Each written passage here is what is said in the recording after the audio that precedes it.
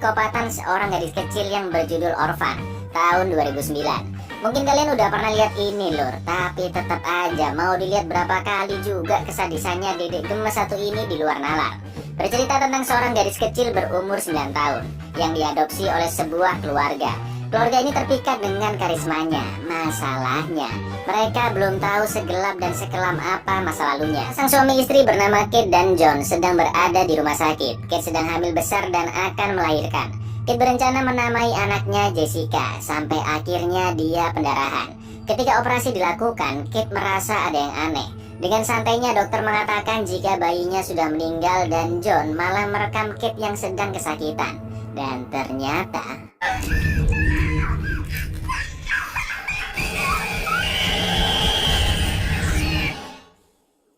cuma mimpi ternyata. Kate ternyata sudah keguguran anak ketiganya. Kate dan John sepakat ingin mengadopsi anak. Menurut psikiater Dr. Browning, bisa jadi Kate mimpi buruk karena dia masih terus teringat keguguran bayinya. Tapi menurut Kate mungkin ini karena dia belum siap mengadopsi anak. Kate menjemput Max, anak keduanya yang tunarungu dan tunawicara. Dan karena Kate ngelamun di jalan,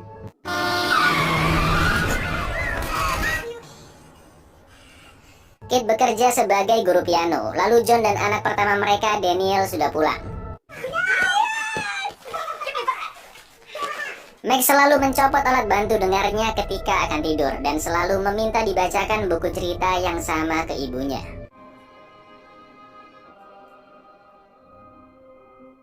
Kate ingin memberikan kasih sayangnya untuk Jessica kepada anak lain yang membutuhkan. Mereka pun memantapkan hatinya untuk mengadopsi anak. Mereka bertemu dengan Suster Abigail, pemilik panti asuhan khusus wanita. Sampai akhirnya John bertemu seorang anak yang pandai melukis bernama Esther. Lukisan Esther selalu memiliki cerita dan dia berpikiran jauh lebih dewasa dibandingkan anak seusianya. Lalu Kate berkenalan dengan Esther dan mereka berdua memiliki kemiripan. Sama-sama menyukai seni dan suka menyendiri. Esther berasal dari Rusia dan sudah beberapa tahun tinggal di Amerika. Keluarga yang dulu mengadopsinya membawanya ke Amerika dan mereka meninggal karena kebakaran rumah. Esther juga hampir tewas, tapi dia berhasil melalui musibah itu dengan tabah. Esther memiliki kebiasaan memakai pita di tangan dan lehernya setiap saat. John dan Kate pun akhirnya setuju untuk mengadopsinya.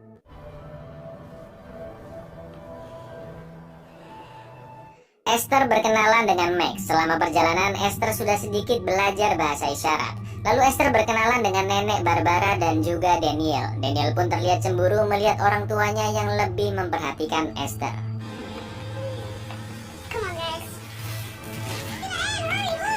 Wow, cool. Diam-diam Daniel menyimpan majalah kesukaan kalian di rumah pohon dan melihatnya bersama teman-temannya.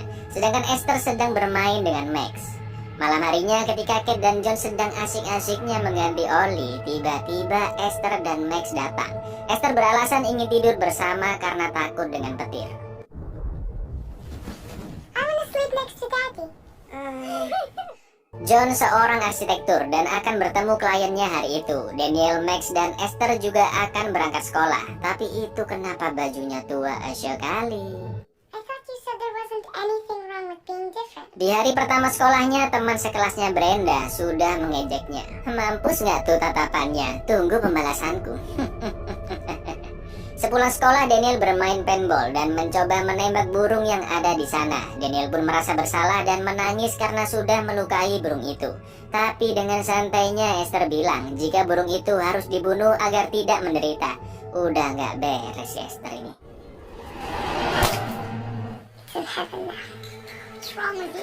Esther mengunci pintu saat mandi. Kate pun bilang jika di dalam rumahnya tidak boleh ada pintu yang terkunci. Tapi Esther beralasan dia juga memiliki privasi. Ketika Kate memasukkan baju Esther di kamarnya, laci baju tidak bisa tertutup karena ada Alkitab yang mengganjalnya. Anehnya di selipan Alkitab ada foto pria dewasa. Kate yang panik pun langsung mengembalikannya. Di sekolah, lagi-lagi Brenda mengganggu Esther, dan ketika kalung Esther akan dilepas,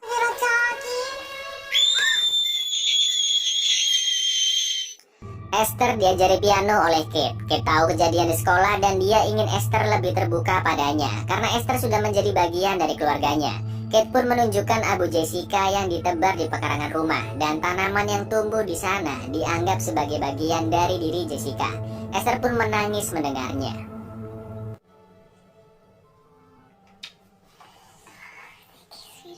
Kate merasa sudah mulai dekat dengan Esther. John dan Kate lagi-lagi akan mengganti oli di dapur, ya kan? Tapi tiba-tiba Kate mencoba menerangkan kejadian di dapur, dan betapa kagetnya Kate yang mendengar Esther sudah sangat paham apa yang mereka lakukan. Kate pun bilang ke John bagaimana anak seusia dia sudah tahu perbuatan orang dewasa. Kate berpikiran mungkin itu pengaruh keluarga adopsinya dulu. John menyempatkan bermain dengan Esther dan Max. John didatangi tante pemersatu bangsa bernama Joyce yang berusaha menggodanya. Di tempat bermain itu juga ada Brenda. Esther pun berniat membalas dendam.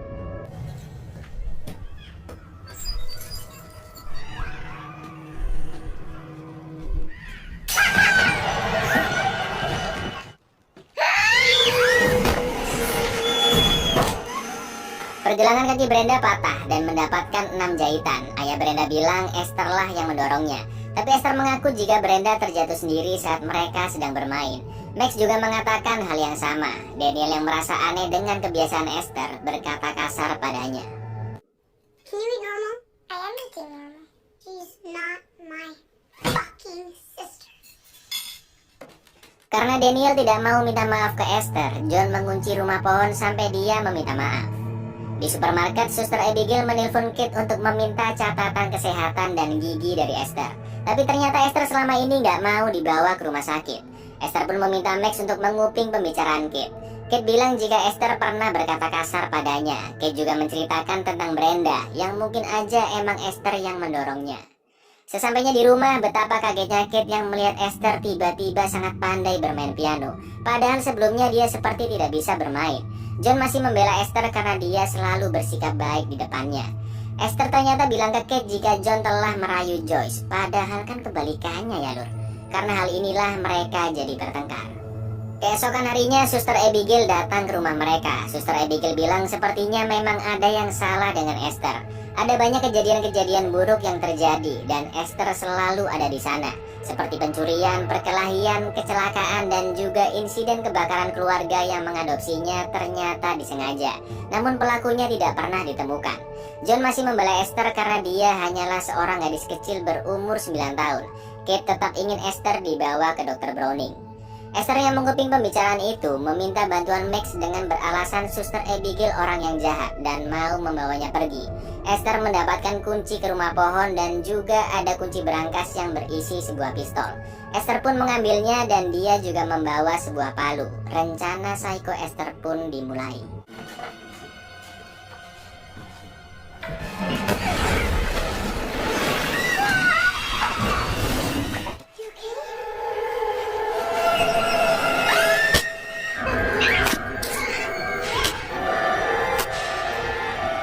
Max yang ketakutan pun iya-iya aja disuruh bantuin si Esther ini lur. Semua barang bukti pembunuhan disembunyikan di tempat rahasia di rumah pohon. Esther melihat Daniel yang mengintai mereka saat keluar dari sana. Malamnya dengan memakai cutter, Esther bertanya apa saja yang Daniel sudah lihat.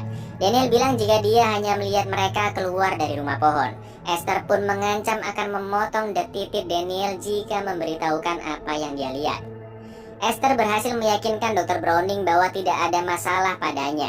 Justru dengan pandainya Esther memutarbalikkan fakta bahwa dia sedang merasa tertekan dengan Kate yang kurang terbuka padanya. Luar biasa, luar biasa. Kate mendapatkan kabar dari panti asuhan bahwa Suster Abigail belum kembali dari kemarin. Mayatnya pun akhirnya ditemukan oleh polisi. Dan polisi masih belum mengetahui siapa tersangkanya. Kate menemukan banyak artikel tentang ciri-ciri anak gangguan karakter, seperti sulit mendapatkan teman, seorang manipulator yang handal dan suka mengadu domba. Meskipun Kate merasa Esther memiliki gangguan karakter, tapi John masih tidak mempercayai apa yang Kate katakan. Kate pun bertanya ke Daniel dan Max tentang hubungannya dengan Esther. Mereka yang sudah diancam dan ketakutan pun bilang jika hubungan mereka baik-baik saja. John mengajak Esther untuk ke dokter gigi, tapi lagi-lagi Esther nggak mau. John bilang jika Kate sangat menyayangi Esther. John pun menyarankan Esther melakukan sesuatu untuk Kate yang menunjukkan rasa sayangnya juga. Dan dengan jahatnya, Esther memberikan These flowers just for you. Esther, what did you do? bunganya si Jessica dong yang dikasih. Astagfirullah. Ternyata Esther sudah merencanakan semua ini. Dia sengaja memancing Kate agar tangannya ditarik. Dan sekarang dia rela mematahkan tangannya sendiri, agar seolah-olah Kate yang mematahkannya dan John semakin benci dengan istrinya.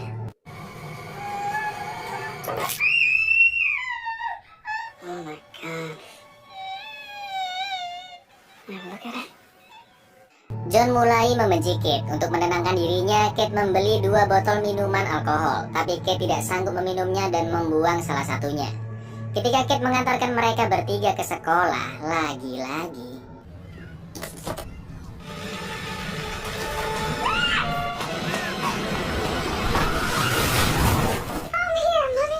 John tahu Kate membeli minuman dari Esther. Kate bilang bahwa dia memang membeli tapi tidak meminumnya. Dan dia juga sangat ingat telah menarik rem mobilnya.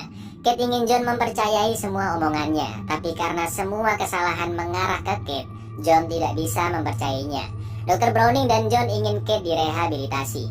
Jika dia tidak mau, John yang akan pergi dari rumah bersama semua anak-anaknya.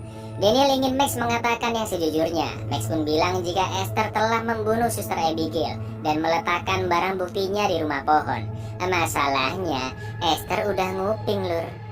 Esther mencuri buku catatan kehidupan Kate yang berisi kecerobohan Kate hingga hampir menewaskan Max yang tenggelam karena dia mabuk. John yang ternyata pernah selingkuh dan juga bagaimana kronologi kegugurannya. Makin emosilah si Kate ini ya kan? Panti asuhan tidak memiliki catatan tentang Esther karena mungkin dulu dia diadopsi secara ilegal. Kate pun teringat kitab milik Esther dan mengeceknya. Ternyata ada banyak foto pria dewasa di dalamnya dan ada logo panti asuhan Institut Sarne. Ketika Kate mencoba menelponnya, Sarn Institute is not an orphanage, it is a mental hospital. Institut Sarne adalah rumah sakit jiwa di Estonia. Kate mengira Esther mungkin memiliki ibu di sana atau dia lahir di sana.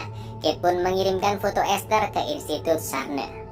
Daniel akan mengecek barang bukti di rumah pohon, tapi dia sudah dijebak oleh Esther. Esther pun membakar semua barang buktinya termasuk Daniel.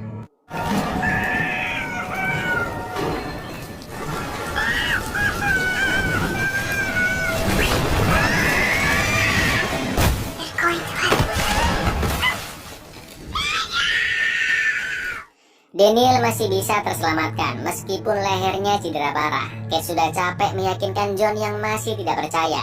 Kate akan menuruti kemauan John untuk pergi dari rumah, asalkan Esther juga pergi. Esther pun mengambil kesempatan ini untuk membunuh Daniel sebelum dia memberitahukan segalanya. Can I have $1 for the soda machine?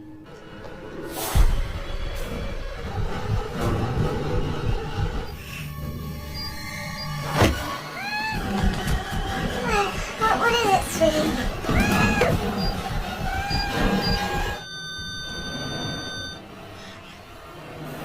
Hey, what are you doing, you bitch? Stop! Kate sudah sadar hasil pemeriksaan Daniel akan keluar besok. John pun akan mengantarkan Esther dan Max untuk pulang. Esther mengambil alat bantu dengar Max. Lalu Esther berdandan layaknya wanita dewasa untuk menggoda John. Semakin tidak beres. I love you, Daddy. What's going on? You have to respect your mother. I do. John menyadari perlakuan Esther tidak seharusnya. John pun mengusirnya dari sana. Esther yang ditolak cintanya dan merasa tersakiti berniat membunuh keluarga tersebut. Di rumah sakit, Kate ditelepon Dr. Farafa dari Institut Sarne. Farafa bilang jika dia sudah melihat foto yang dikirimkannya. Ternyata Esther bukanlah anak berumur 9 tahun, melainkan dia sudah 33 tahun dan nama aslinya adalah Lina. Lina mengidap penyakit hormon langka yaitu hipopituarisme yang membuat tubuhnya tetap kerdil seperti anak kecil. Lina adalah salah satu pasien di sana yang paling barbar dan selalu memakai jaket mengekang. Tapi Lina selalu memberontak dan jaket itu melukai kulitnya di bagian leher dan pergelangan tangan. Lina sudah membunuh 7 orang di rumah sakit jiwa dan dia juga membunuh keluarga adopsinya di Estonia karena cintanya ditolak oleh ayahnya. Kate pun harus segera menyelamatkan keluarganya. island. She killed 7 people that we know of. If it's really Nina, you don't have much time. Betapa terkejutnya John yang melihat kamar Lina dipenuhi lukisan-lukisan mengerikan yang hanya bisa dilihat oleh lampu ultraviolet. Listrik di rumah John pun sudah dirusak oleh Lina. Dan tiba-tiba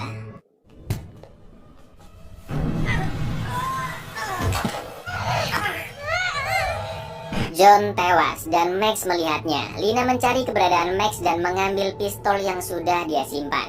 Dalam kepanikan, Kate terus-menerus menelpon John, tapi telepon tidak diangkat-angkat. Kate menelpon 911 untuk meminta polisi datang ke rumahnya dengan beralasan ada seorang penyusup. Sampai akhirnya Kate tiba di rumah. Kate sangat histeris melihat mayat John. Kate pun teringat Max dan langsung mencarinya. Lalu yang terjadi...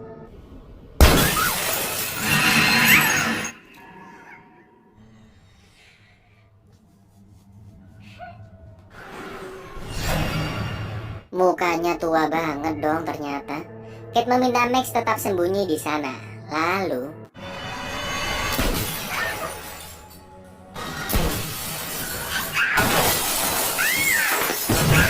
Lina pingsan. Kate pun mengambil pistolnya dan pergi meninggalkannya. Minta tolonglah Kate, itu kan bisa diikat dulu Linanya. Polisi pun sudah tiba, tapi tubuh Esther sudah menghilang. Dibilang juga apa? Kate dan Max kabur dari rumah, tapi tiba-tiba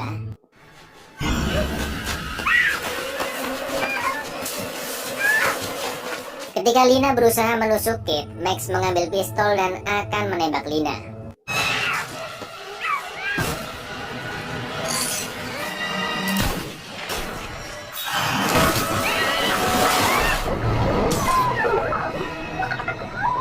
Kate berhasil keluar, tapi Lina masih hidup dan berusaha menariknya. Sampai akhirnya Don't let me die, Mommy.